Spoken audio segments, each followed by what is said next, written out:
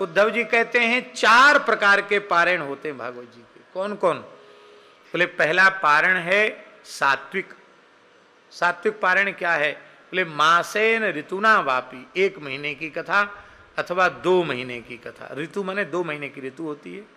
1 महीने की कथा हो या 2 महीने की कथा हो,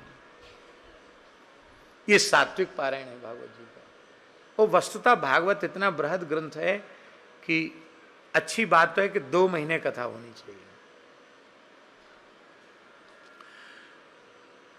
दूसरा पारायण बताया राजसी। सप्ताहम राजसम स्मृतम, ये उद्धव जी का वचन है। सप्ताह राजसी पारायण है। आप लोग कहेंगे सुखदेव जी ने परीक्षित को सुना, वो राजसी था? नहीं, वो निर्गुण पारायण है। क्योंकि वक्ता और श्रोता दोनों जब कृष्णार्थी बनकर कहते हैं तो 1 सप्ताह का पारायण भी निर्गुण पारायण हो जाता है, तो वो राजसी नहीं रह जाता है। और तीसरा है तामसी। तामसी पारायण क्या है? विस्मृति स्मृति संयुक्तम, श्रोताओं को भी भूल भुलैया है, वक्ता को भी भूल भुलैया है। पोथी तो सामने रखी है भागवत जी की, और इधर उधर के चुटकुले, गीत गजल और लोगों को हंसाना, मनोरंजन, इसी मनोरंजन में पूरे 7 दिन पार हो गए। यही पता लगाना मुश्किल हो गया कि कौन से ग्रंथ की कथा है रही है। इसको उद्धव जी ने तामसी कहा। जहां विस्मृति स्मृति हो, जहां कथा का कोई नियम न हो, कोई मर्यादा न हो, उसको तामसी पारायण कहते हैं।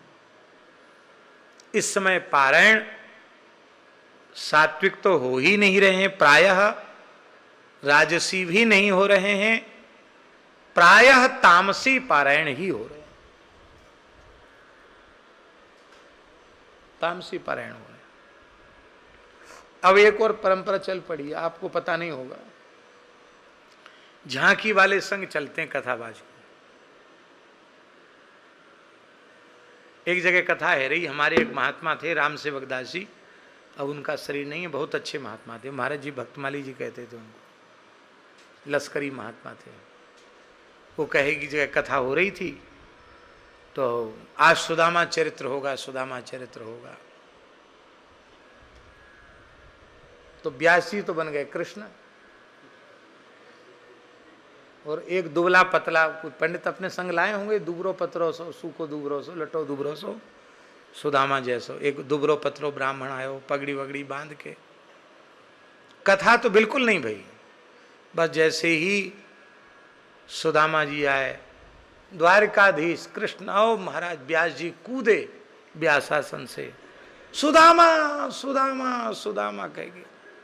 दोनों चिपक गए, चिपट गए, बहुत देर तक चिपटे रह गए, और बस ताली बज गई, सुदामा चरित्र हो गया। बोलो वृंदावन विहार।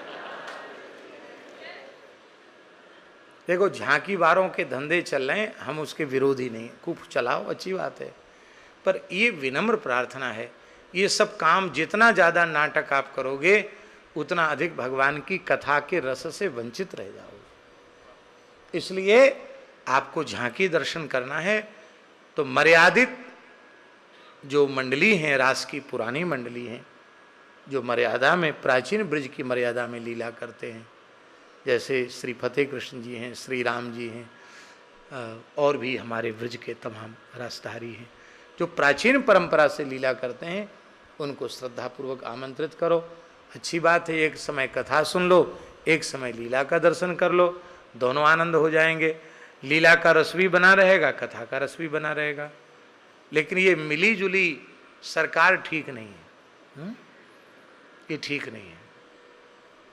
खीर रहने दो ना, खिचड़ी काहे को पकाओ। बोलो वृंदावन बिहारी। गुणातीत पारायण क्या है? गुणातीत पारायण है महाराज जी, जहां वक्ता और श्रोता दोनों का प्राण कथा बन जाए, ना कथा कहे बिना रह जाए, ना कथा सुने बिना रहा जाए। कृष्णार्थीति धनार्थीति वक्ता श्रोता द्विधा मता। उद्धव जी कह रहे हैं, यथा वक्ता तथा श्रोता तत्र सौख्यम विदर्थ वर्धते उभयोर वैपरीत्येतु रसाभासः फलच्युति ही। दोनों अलग अलग होंगे तो रसाभास फलच्युति हो जाएगी। हम ठाकुर जी से प्रार्थना करते हैं हम सबके ऊपर वे कृपा करें, पूज्य गुरुजन कृपा करें, हम कृष्णार्थी बनकर ही 7 दिन पर्यंत कहें और कृष्णार्थी बनकर के ही सुने, तभी कथा का रस आवेगा। बोलो भक्तवत्सल भगवान की जय।